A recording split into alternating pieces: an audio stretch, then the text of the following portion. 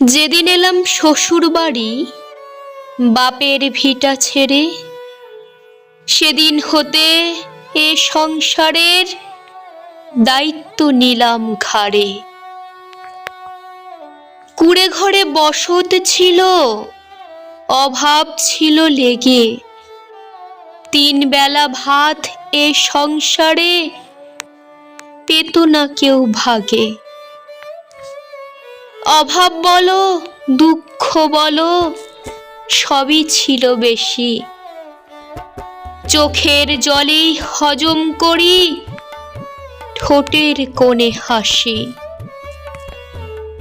মায়া দিয়ে প্রীতি দিয়ে আগলে রাখি বাড়ি, তবু সবার মন জোটে না, শুনতে হয় রোজ ঝাড়ি।